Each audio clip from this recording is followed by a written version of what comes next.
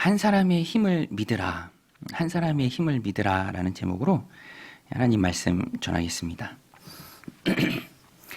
여러분, 한 사람이요, 작은 것 같지만 절대로 그렇지 않아요. 한 사람이 가지고 있는 힘이 정말로 큰 것을 봅니다. 예를 참 많이 들 수 있죠. 지도자 한 사람이 잘못되었을 때 또 백성들이 얼마나 고통을 당합니까? 막 전쟁이 일어나고 그러잖아요. 또 긍정적으로 본다면 우리 인생에 어떤 좋은 선생님을 만나고 또 좋은 영적 지도자를 만난 것이 인생의 변화를 주고요. 심지어는 내 영혼의 형태까지 바뀌게 합니다. 그러니까 한 사람이 가진 영향력이 참 크죠. 한 사람이 절대로 작지 않습니다. 여러분, 코로나 한번 보세요. 우리가 마스크 쓴 지가 언제입니까? 아직도 쓰고 있잖아요. 그런데 저는 2020년 설을 아주 생생하게 기억해요. 2020년 설에 가족들이 모여서 음식 나누고 또 TV 보다가 마침 TV에서 무슨 뉴스가 나오냐면 중국에 어떤 괴질이 있대요. 그게 참 문제다. 이제 그런 방송이 나왔습니다. 이제 그걸 보면서 저거 참 큰일이네. 이제 그런 마음을 갖고 다 같이 생각을 했죠. 한마디씩 하고. 근데 그러고 나서 설 지나고 얼마 안 있다가 1호 환자가 생겼죠. 1호 환자. 1호 환자가 이제 점점 전파가 됩니다. 우리는 알 수 없지만 어찌됐든 이 코로나의 전파자도 처음엔 한 명이었겠죠. 한 명이었다가 쫙 팬데믹으로 퍼지게 된다라는 거예요. 그러니까 한 사람의 영향력이 결코 작지 않죠. 한 사람의 영향력이 어마어마합니다. 오늘 본문에도요, 키워드를 하나 잡으라면 한 사람입니다. 한 사람. 한 사람, 또 한 사람. 한 사람이라는 말이 참 많이 등장을 해요. 순종하지 않은 한 사람. 죄로 인해 마치 코로나가 전 세계 팬데믹으로 사람들을 오염시켰던 것처럼 죄로 인해 온 인류를 오염시킨 한 사람, 아담이죠. 또 마지막 아담 혹은 두 번째 아담이라고 하는 예수님이 한 사람입니다. 아담이 죄로 인해 세상을 물들였다면, 오염시켰다면 예수님은 그 죄로 인해 물든 세상을 깨끗하게 하신 분이죠. 문제 일으킨 장본인이 아담이라면 두 번째 아담, 예수님께서는 그 문제를 수습하셨습니다. 그래서 오늘 본문에 나오는 한 사람 한 사람은 아담과 예수님을 비교해요. 아담이 오실 예수님의 모형이다라고 말합니다. 아담은요, 불순종의 죄를 지었죠. 선악과를 먹었습니다. 자신이 하나님과 같이 되고자 했어요. 하나님이 아담을 만드실 때, 아담과 하와를 만드실 때 로봇으로 만들지 않으셨어요. 아담이 죄에 빠진 이유는 자유의지를 가지고 있었기 때문입니다. 선택을 할 수 있었어요. 순종할지 말지를 스스로 선택할 수 있는 자유의지가 있었습니다. 하나님께서는 AI로 만들지 않으셨잖아요. 요새 식당 가니까 어떤 식당에서는 제가 2번 봤어요. 로봇이 서빙을 하더라고요. 음식 가져다 주고요. 음식 내리고 확인 누르면 다시 가고. 그런데 하나님이 사람을 만드실 때 그런 로봇으로 만들지 않으셨습니다. 자유의지를 주셨어요. 진정한 사랑의 관계를 원하셨습니다. 선택이 사랑의 핵심이죠. 사랑할지 말지에 대한 위험 부담감을 하나님이 지시고 아담을 자유의지를 가진 인간으로 만드셨습니다. 안타깝게도 아담은 죄를 지었죠. 불순종했습니다. 그래서 아담 이후로 오는 모든 인류가 아담과 같은 죄를 짓지는 않았지만 아담이 지은 죄의 영향 아래 태어납니다. 죄성이 있어요. 죄성의 DNA가 있습니다. 그것을 신학적으로는 원죄라고 하죠. 원죄, 오리지널 신. 사람들이 이것을 이해하기가 좀 부담스러워합니다. 근데 저는 이제 중학교 때 세례 받을 때 원죄에 대해서 배웠는데 그래도 좀 믿음이 있었는지 그렇게 거부감을 얻었습니다. 그런데 맞아요. 원죄가 맞습니다. 대표성의 원리를 생각하면 금방 이해할 수 있어요. 여러분, 국가대표 축구팀이 다른 나라와 경기를 하는데 우리는 응원을 하죠. 국민들은 응원을 합니다. 그리고 국가대표 팀이 이겼어요. 열화 같은 응원을 했고 팀은 이겼으면 응원하던 국민들은 뭐라고 얘기합니까? 우리가 이겼다라고 얘기하죠. 우리가 이겼다. 근데 이게 뭐 어떻게 보면은 축구 선수 한 명 한 명, 11명 각 개인이 이긴 거잖아요. 그럼에도 불구하고 우리는 우리가 이겼다라고 합니다. 지면 또 안타까워하고 우리가 졌다라고 얘기하고요. 축구 선수가 개인의 자격으로 뛴 게 아니라 나라의 대표로 뛰었기 때문이죠. 그랬기 때문에 우리도 우리가 졌다 혹은 우리가 이겼다라고 말하는 것입니다. 같이 가는 거죠. 대표성의 원리입니다. 마찬가지로 원죄도 그래요. 이제 아담이 온 인류를 대표해서 불순종했기 때문에, 죄를 지었기 때문에 그 죄성의 DNA가 아담의 자손들에게도 그대로 이어지는 거예요. 보세요. 아버지가 가정을 대표해서 어떤 계약을 합니다. 그런데 그 계약이 어그러져서 혹은 파기되어서 어려움이 생겨요. 그러면 계약의 당사자인 아버지만 어렵습니까? 가장만 어렵나요? 그것이 아니죠. 그 어려움이 고스란히 계약하고는 아무 상관이 없던 가족들에게도 그대로 오는 거예요. 그러니까 원죄가 맞아요. 원래부터 죄인이에요. 태어날 때부터, 날 때부터 원래가 죄인이나 죄를 지을 수밖에 없는 존재가 바로 인간입니다. 죄를 지어서 죄인이 아니라 죄인이기 때문에 죄를 지을 수밖에 없는 거예요. 전적인 타락이죠. 그런데 이것을 이해하는 게 왜 중요하냐면 이것이 아담이 오실 자의 모형, 곧 예수님의 모형이 됩니다. 나와는 전혀 상관없는데 내가 죄인이 된 것처럼 내가 전혀 의로운 일을 하지 않았지만 예수님께서 내 죄값을 십자가에서 치러주심으로, 내 죄값을 담당해 주심으로 아담이 지었던 죄가 내게 전가되었던 것처럼 예수님이 완성해 주신 그 의가, 하나님과의 관계를 회복하게 하는 그 의가 나에게도 전가되는 거예요. 이걸 신학적으로 죄의 전가 또 의의 전가라고 합니다. 예수님 때문에 내가 의롭게 된 것이죠. 내가 노력하고 공로를 쌓아서 이룬 게 아닙니다. 예수님을 믿는 믿음으로 내가 의롭게 된 것이죠. 그래서 12절 또 15절 같이 한번 읽겠습니다. 그러므로 한 사람으로 말미암아 죄가 세상에 들어오고 죄로 말미암아 사망이 들어왔나니 이와 같이 모든 사람이 죄를 지었으므로 사망이 모든 사람에게 이르렀느니라. 한 사람 아담이 범죄해서 그 죄성이 인류에게 퍼졌습니다. 전적인 타락이에요. 다 물에 빠진 자들입니다. 날 때부터 스스로 건질 수가 없어요. 15절도 같이 읽겠습니다. 그러나 이 은사는 그 범죄와 같지 아니하니 곧 한 사람의 범죄를 인하여 많은 사람이 죽었은즉 더욱 하나님의 은혜와 또한 한 사람 예수 그리스도의 은혜로 말미암은 선물은 많은 사람에게 넘쳤느니라.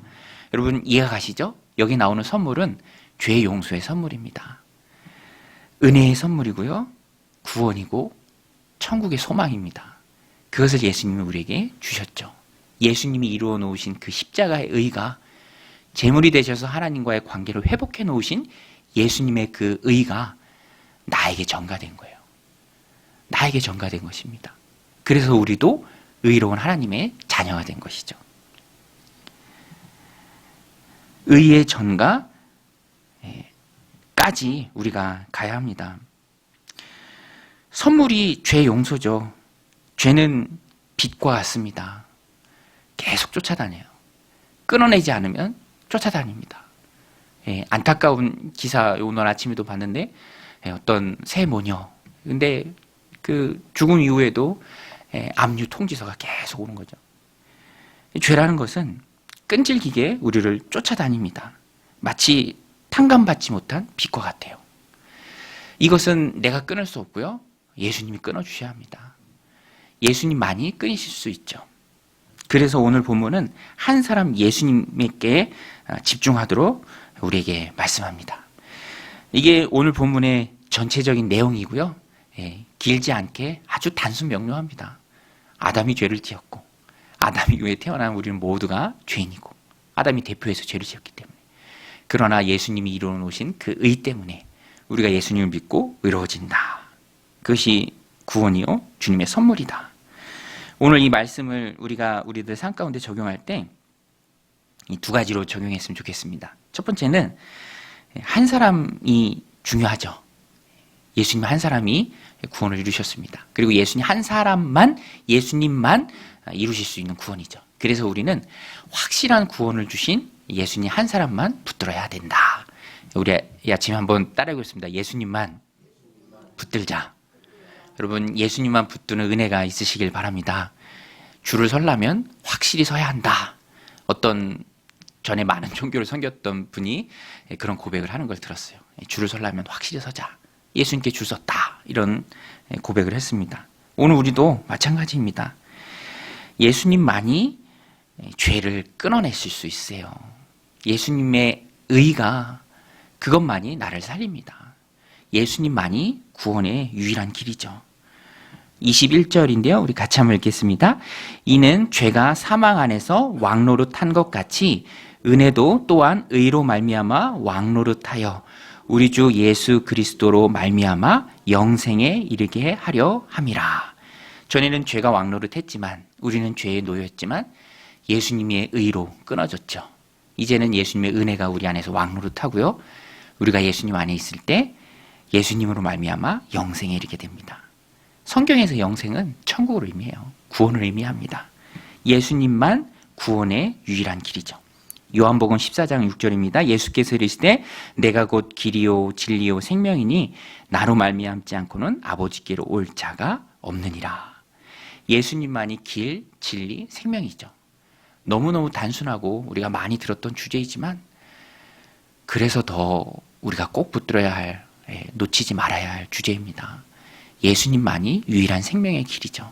진리십니다. 그래서 우리는 예수님만 꼭 붙들어야 돼요. 천하 인간에게 구원을 얻을 만한 다른 이름을 우리에게 주신 일이 없습니다. 다른 데 줄 서고 다른 방법으로 구원받고자 하는 것은 의미 없는 일이죠. 저희 아이가 수학여행 때 롯데월드를 갔나 봐요. 그런데 오는 길에 버스를 잘못 탔대요. 그러면 어떻게 해야 됩니까? 버스를 잘못 탔으면, 버스를 평소에 안 타봐서 그렇죠. 잘못 탔으면 어떻게 해야 되죠? 내려서 반대편에서 타야 되죠. 근데 3명이 같이 탔는데 그대로 종점까지 갔다 그래요. 다시 돌아서 2시간을 헤매다 왔다고 합니다. 근데 영적으로 보면 이러는 안타까운 인생이 참 많이 있죠. 방향이 잘못되었으면 그것은 내려야 할 일이지 가만히 앉아있고 오래 기다린다고 도착하지 않습니다. 성경은 분명히 말합니다. 예수 그리스도 외에는 구원의 길이 없다. 그래서 우리는 줄을 확실히 서야 하고요. 늘 마음에 도전해야 합니다. 그리고 내가 예수님 꼭 붙들고 있는지 늘 점검해야죠. 우리 인생도 마찬가지예요. 구원도 예수님이고 인생을 살아갈 때 우리 인생을 붙드시는 분도 예수님이십니다. 그래서 확실한 것에 우리는 우리 인생을 걸어야 합니다. 제가 전에 책에서 읽은 내용인데 투자의 규제라고 하는 워렌 버핏은 아무리 작은 돈이라도 확실하지 않은 것엔 투자를 안 한다고 해요. 골프 라운딩을 하다가 지인이 내기를 제안했대요. 몇백만 분의 1이라고 하죠. 홀인원. 당신이 홀인원 하면 내가 10,000불을 주겠다. 10,000불을 주겠다. 대신 못하면, 못할 가능성이 많겠죠. 못하면 나한테 2불만 줘라. 2불. 2불 얼마 안 되잖아요. 근데 워렌 버핏이 인상 쓰면서 이런 제안에 거절했대요. 나는 아무리 작은 돈이라도 희박한 확률에 베팅하지 않는다. 참 괜히 규제가 아니죠. 여러분, 작은 돈이라 할지라도 희박한 확률에는 걸지 않습니다. 그런데 소중한 우리의 인생, 내 삶, 내 자녀들의 인생, 우리의 가정, 그것을 희박한 확률에 걸 수가 없죠. 성경이 증언하고 많은 믿음의 선조들이 간증하고 또 우리가 두 눈으로 목격하고 내가 느끼고 경험하는 우리 주 예수 그리스도, 내 영혼을 하나님 나라로 이끄시고 이 세상 떠날 때 하나님 품 안에 안겨주실 주님의 능력의 권능의 손, 우리가 그것을 확실히 붙잡지 않는다면 그것은 안타까운 일이죠. 우리의 구원에 있어서도 그렇고요, 확장에 적용할 때 우리의 인생도 마찬가지입니다. 여러분, 줄을 서려면 확실히 서는 은혜가 있으시길 바랍니다. 예수님만 꼭 붙들고 나가십시오. 그리고 내 인생을 온전히 예수님께 맡겨야 합니다. 저도 구원의 확신이 우리 인생 가운데 얼마나 소중한가, 많은 분들이 고백을 하고 저도 느껴요. 우리의 인생은요, 구원의 확신이라는 그 반석 위에 세워집니다. 그래서 풍파를 만난다 할지라도 그 반석까지 무너지진 않아요. 낮아지고 좌절하고 낙담할지라도 반석은 무너지지 않습니다. 다시 일어날 힘이 생기는 것이죠. 우리의 구원이 그것을 우리에게 줘요. 그래서 어떤 분은 그런 고백을 하더라고요. 내가 가지고 있는 이 구원의 확신이 이렇게 좋은데 아직 믿음에 이르지 못한 자들, 그리스도 밖에 있는 자들, 구원받아야 할 자들, 세상이 전부인 줄 아는 사람, 저들은 도대체 어디에 이 근간을 두고 있는 건가, 근원을 두고 있는 건가 라는 생각도 들고, 한 걸음 더 나아가서는 도전의 마음도 드는 것이죠. 내가 가진 이 구원의 확신, 전해야 하는 것. 저도 구원의 확신을 가지고 살아갈 때 참 기뻐요. 그리고 그것이 확장되는 것을 늘 느껴요. 지난주에도 목회자 그룹의 목장 모임이 있었는데, 목사님 사모님들 모여서 그때는 특별히 밤에 모였습니다. 일하시는 분들도 계시거든요. 그러면 직장 끝나고 오실 수 있도록 밤에 모였는데, 뭐 하늘의 별 보고 모닥불 피워놓고 불멍하면서 맛있는 바비큐 먹고 좋았어요. 그런데 시간이 좀 지체되면서 마음에 부담이 오더라고요.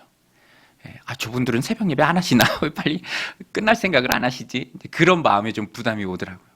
그런데 그 부담 자체가 참 즐거웠어요. 그리고 기뻤습니다. 왜냐하면 내가 있을 곳이 정해져 있고 그곳에 내 마음이 가 있고 그것을 중심으로 내 삶이 재편되고 있구나라는 그 마음이 즐겁더라고요. 거기에 헌신할 수 있고 거기에 시간과 에너지를 쏟을 수 있고, 교회, 공동체, 다른 것은 이제 뭐 덧없이 느껴지고, 이제 그런 복음의 확신, 구원의 확신이 내 삶 가운데도 점점점 확장되면서 내가 있을 곳, 내가 헌신할 곳, 내가 에너지를 부어야 할 곳을, 그것이 확실해지니까 그 자체가 너무 기쁘고 즐거운 것이죠. 그래서 예수 믿는 즐거움이라는 게 정말 믿으면 믿을수록 즐겁고 확신이 되고 너무너무 행복하고 보람이 있고, 그래서 이게 예수 믿는 즐거움이구나. 예수 믿는 건 절대로 고역이 아니죠. 그것은 깊은 바다까지 나아가지 못했기 때문에 느끼는 겁니다.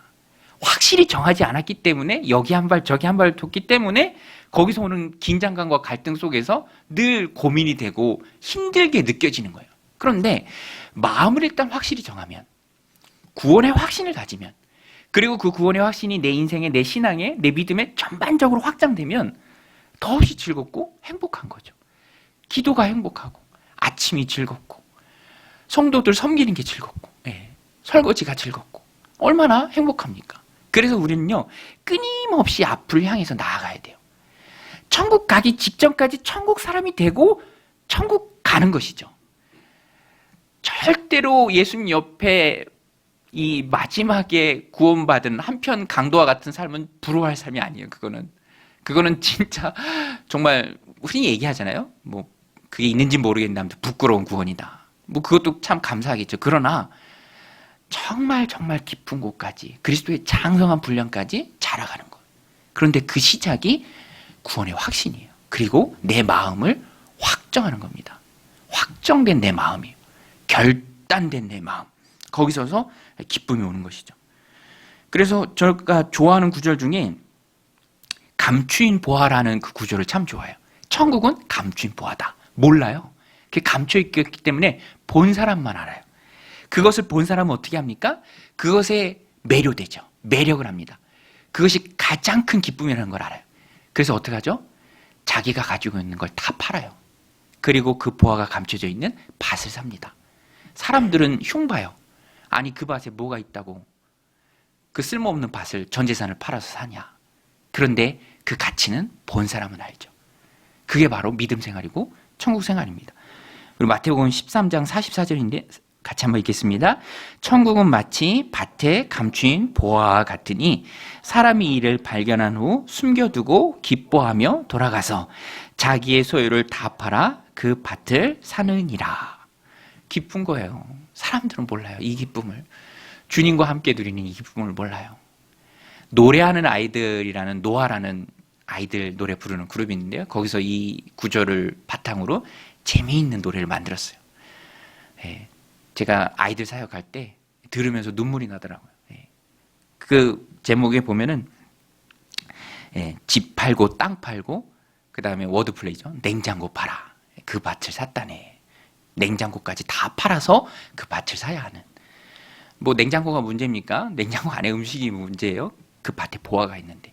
그런데 천국이 바로 그래요. 우리가 그 보화 같은 천국을 발견해야 합니다.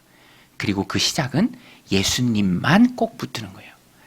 예수님만 구원을 주시고 예수님만 진리시고 그 기초 위에 내 믿음과 신앙을 쌓아가고 내 인생을 살아가고 우리의 가정과 교회를 살아갈 때 모든 게 다 확신 가운데 들어오게 됩니다. 확장이 되는 거예요. 그 삶을 살아내는 저 여러분들이 다 되시기를 주님의 이름으로 간절히 축원드립니다. 두 번째 적용은 한 사람이 오늘 말씀의 키워드다라고 말씀드렸는데요. 한 사람 예수님만 꼭 붙들어야죠. 예수님만 우리를 하나님께로 인도하시는 분이시기 때문에 예수님만 꼭 붙들어야 된다. 한 사람만 붙들자. 또 한 가지 적용은 내가 한 사람이 되자. 내가 한 사람이 되자. 여러분, 내가 한 사람이 되자. 이 참 중요한 주제인데요. 예수님이 선한 영향력을 끼치셨죠. 은혜의 선물을 믿는 자들에게 주셨습니다. 우리도 예수님처럼 그렇게 꼭 필요한, 공동체에 필요한 그 한 사람이 되자라는 것입니다. 순종의 한 사람이 되자. 아담이 불순종해서 죄가 전가되었습니다. 사망이 왕노릇해요. 이 죄가 아주 강력합니다. 빛같이 끝까지 쫓아다녀요. 죄와 벌에 나오는 그 죄처럼 계속 쫓아다닙니다. 끊어낼 수가 없어요. 본인의 힘으로는. 그런데 예수님이 십자가에서 순종하심으로 내 죄값을 십자가에서 다 이루어주심으로 다 갚아주심으로 예수님이 그래서 마지막에 하신 말씀이 내가 다 이루었다죠. 다 갚았다라는 뜻입니다. 그래서 우리가 예수님의 순종으로 의가 전가되었죠. 의롭게 되었습니다. 그러니까 우리도 예수님처럼 순종의 삶을 살아야 합니다. 그것이 오늘 본문이 우리에게 주는 메시지예요. 우리 19절 말씀 같이 한번 읽겠습니다. 한 사람이 순종하지 아니함으로 많은 사람이 죄인 된 것 같이 한 사람이 순종하심으로 많은 사람이 의인이 되리라. 순종하지 않은 아담, 오실자의 표정입니다. 순종하지 않았기 때문에 모두가 다 죄인이 되었어요. 엉망진창으로 만들어놨습니다. 그러나 두 번째 아담이신 예수님이 순종하심으로 의의 빛을 비추세요. 그 빛에 반응하는 모든 사람은 의롭게 됩니다. 오늘 우리도 이 예수님처럼 선한 영향력을 끼쳐야 합니다. 여러분, 한 사람이면 충분해요. 오늘 본문에 숨겨진 메시지예요. 한 사람이면 충분해요. 물량주의에 물들어서 사람들이 다수를 좋아합니다. 그렇지 않아요. 하나님 뜻에 죽는 그 사람, 하나의 미랄이 되어 썩어질 수 있는 사람, 단호히 결단하고 주를 위해 다 드릴 수 있는 그 한 사람, 그 한 사람이면 충분합니다. 그리고 오늘 말씀이 우리에게 도전해요. 네가 그 한 사람이 되라. 네가 그 한 사람이 되라. 오늘 우리가 그 한 사람이 될 때 주님처럼 선한 영향력을 끼치는 은혜가 있을 줄로 믿습니다. 한 사람의 존재 가치가 크죠. 요셉 보세요. 한 사람이 하나님 앞에 바로 서 있을 때, 코람되어 신앙 갖고 있었을 때 7년 기근을 해결합니다.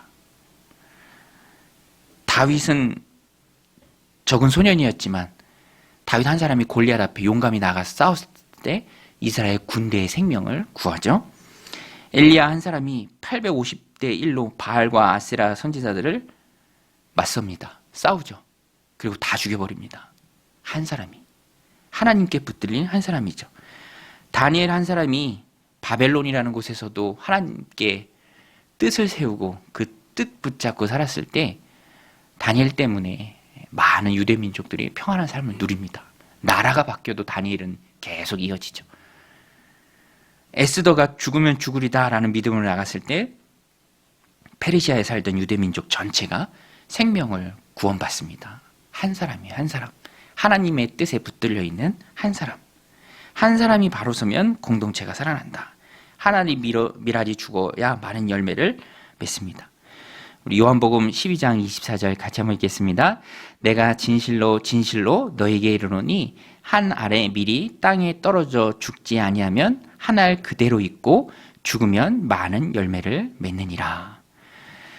여러분, 우리는 하나님 앞에 떨어져 썩어져야 할, 그래서 많은 열매를 맺어야 할 하나의 미랄인 줄로 믿습니다. 믿음 가지고 나도 예수님처럼 한 사람이 되게 하옵소서. 주님이 찾으시는 그 한 사람, 주님이 기뻐하는 그 한 사람.